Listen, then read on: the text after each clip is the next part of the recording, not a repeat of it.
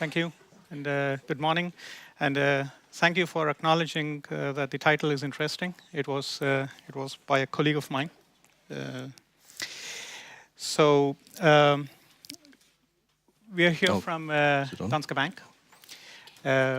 We would like to share our story of how we have been working with APIs. It's three people who put this together. Unfortunately, our colleague Sin could not be here, but that's me, Sudhindra. I'm a director in our core banking area. And I have Craig, who is our lead enterprise architect for APIs.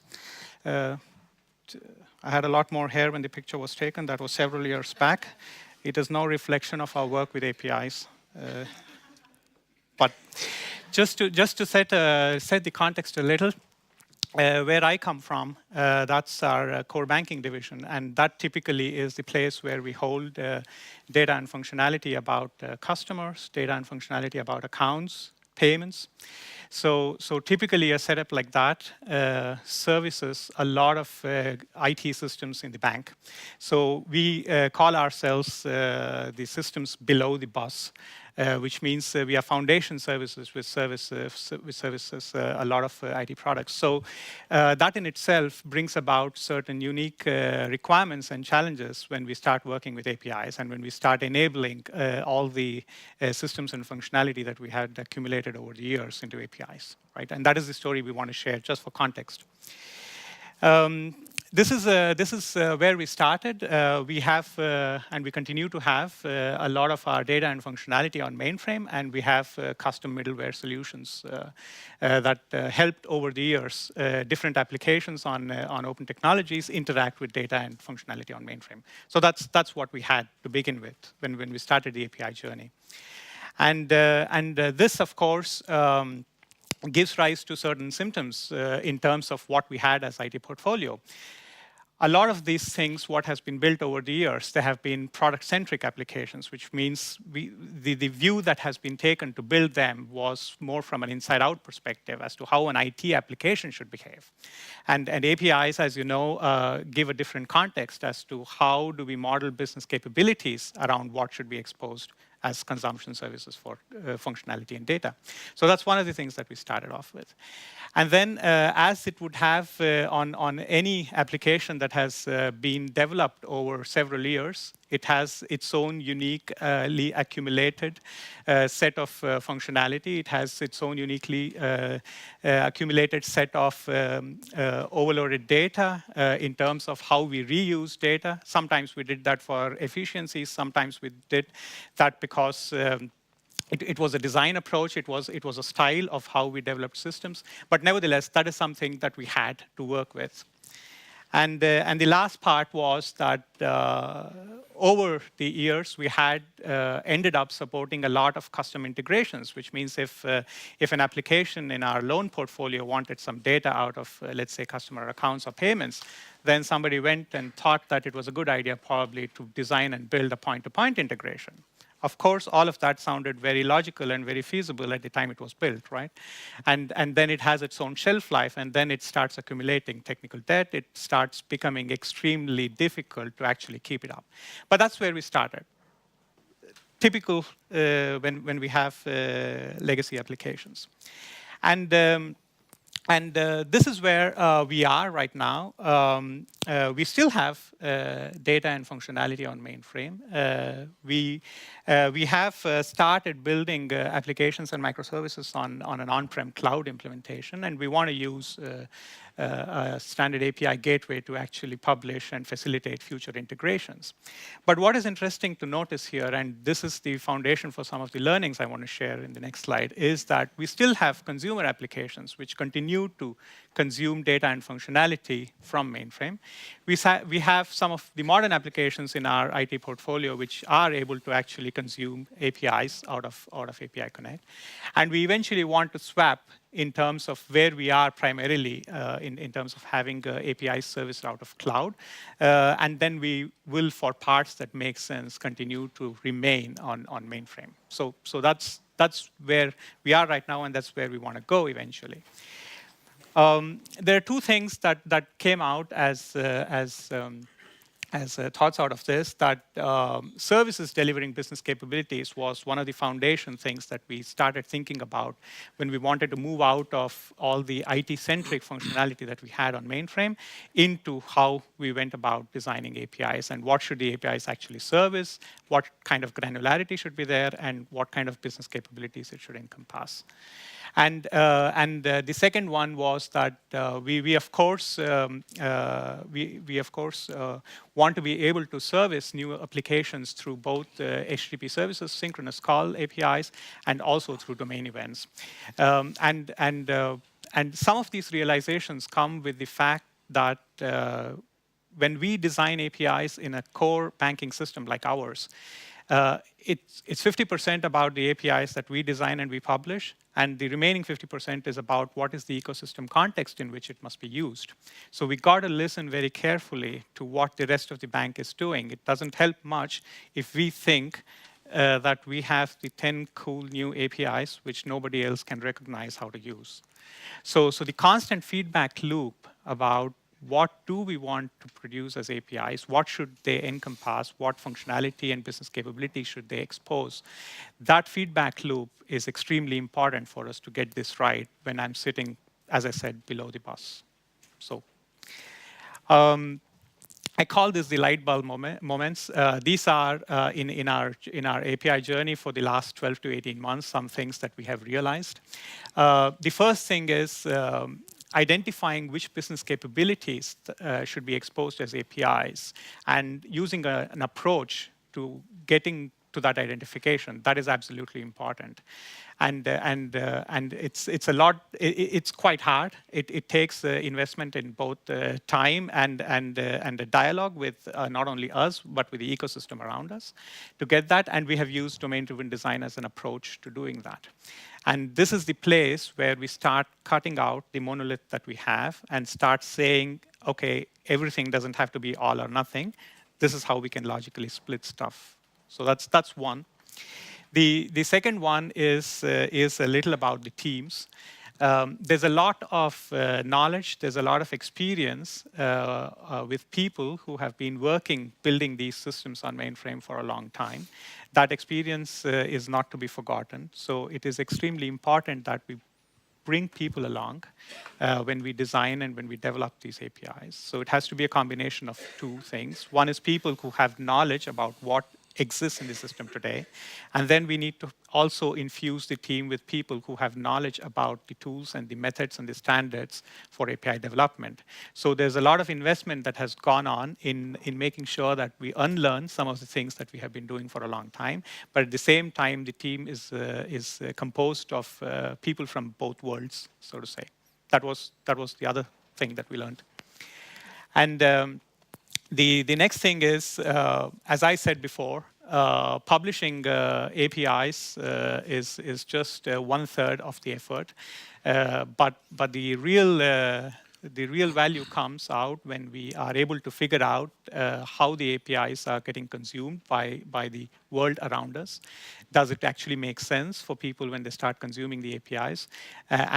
Because it's not a one-to-one mapping to what functionality we have had over a period of time on mainframe that we would expose as APIs, right? So a certain amount of application design and integration behavior has to change at the consumer end as well. So that means in a department like mine, I have to spend a lot of time talking to people around me to make sure that there is a common understanding of what does it actually mean when I produce APIs.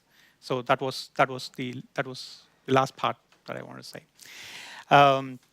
And of course, making sure that we continuously listen to feedback and we actually improve what we have developed as APIs. That has been the most crucial part of what we have been doing so far. So those were the light bulb moments. Craig will tell a little about what tools, technologies, and infrastructure standards we have been using. Thank you, Sudhindra. Good morning, everyone. You'll have to excuse me. I do tend to talk a bit fast when I get excited. It's my accent that you can struggle to understand. Sudhindra's explained his world from core banking, and that's a core function of the bank. It's not necessarily a customer-facing area. It's more for the fundamentals of what we do in the bank. other channels will then consume his APIs to create more of a user experience. So if his message and our message is slightly different from the previous talk, it's because we're not necessarily focusing on presentation type APIs, but more core functional APIs. Okay, so what we had to do, and Sudhindra's touched on it, is team involvement and people involvement. And the biggest problem we find is mindset. We have a lot of legacy people, a lot of legacy applications, and a legacy way of thinking. Tight coupling, tight integration is how things were done in the past, and it continues to be that way for a lot of people. APIs is just an interface, it's just a new name that management have applied to a common integration pattern. We're still doing it, we shouldn't have to change it. It's the mindset change and understanding what APIs can bring is where our biggest challenge comes. So we're trying to address that in different ways. The first thing we have to do is introduce or make sure people understand what are the principles and the guidelines around APIs. And they're fairly industry standard. But it's just making sure that they're well documented and people understand what the different types of APIs are for. The different types of classifications of APIs. What is a core or domain API? What is a composite or orchestrated or functional API? And then what is a presentation API? It's different layers of API architecture and how you might use them. There's a difference between a private API and a public API or a partner API. There's different privileges, different types of security, different approaches take place.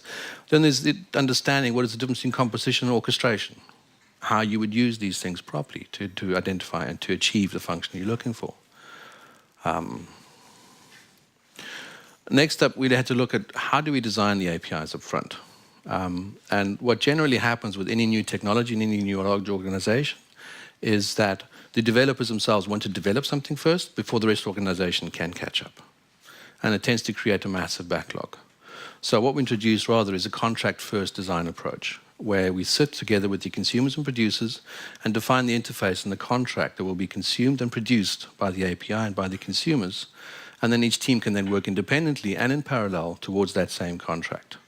We can achieve a lot better growth and a lot faster time to delivery without having to wait for the API first to be available. It also allows us to adapt while we're in the build phase and design phase. Once we have the API built and in production or even a development environment, it's important that people can discover it. An API Connect uses our internal gateway. It has cataloging and facilities to be able to search and find APIs that you're looking for. And one of the biggest learnings about this is it doesn't matter how good the tool is that you're using. If you don't use it properly, it's almost as useless as anything. Proper naming conventions of APIs becomes quite apparent because you search on a basic key text field. So it's small learnings that we have to go along through discovery.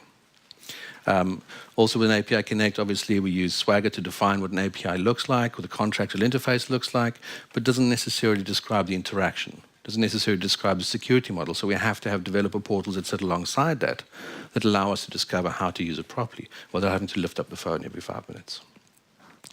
And then internally, of course, there's also the purpose of hyperlinking or haters, so people can discover more APIs from a basic core API.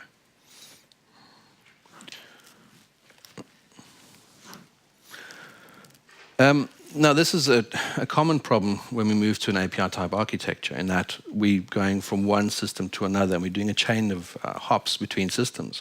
It's not necessarily a single consuming channel going directly into a back-end core system. We're potentially going through different systems, and it may branch out and come back together with different types of orchestration and composition. The problem with this type of approach is very difficult to debug or even to do any kind of correlation should something go wrong. So what we have to look at is how do we manage this? How can we find out if something went wrong, where it broke down, and why it broke down? What chain of the event actually caused an issue? And you have to introduce some form of proper correlation between systems and what we call is a boundary of trust. So a boundary of trust is a link in the chain between the producer and the consumer. They trust one another and they log individually with common correlation ID. And the next pair in the event is another consumer producer, another chain in the link, or another link in the chain that logs their own. And slowly we can build up this long chain of activity. And if they're all logged to one common place using a common correlation ID, we can do proper debugging, as well as audit trail when we get to a production type environment. And then finally, application security for APIs. This is a big one. being a typical back-end mainframe application, we've relied a lot on mainframe security principles and very tight coupling down to user level and specific session IDs that are mainframe specific, and we pushed them out to channels in the past, tightly coupling everything, even down to security and a session ID perspective. And we've had to break that down and move away from that, and rather moving to tokens like JWTs to allow us to abstract from that. And we've also introduced the concept of a distributed JWT environment where different consumers and producers can alter a certificate and re-sign, and the chain of trust can still be maintained by the boundary of trust we've established between consumers and producers. We've also obviously got a centralised JWT issuer, which we're working on, as a federated identity provider that can authenticate users as well as provide proper JWT security. I don't know if I've gone too technical. I know this was a business-driven event, so my apologies. I don't have too much more to say. I know we're running ahead of time.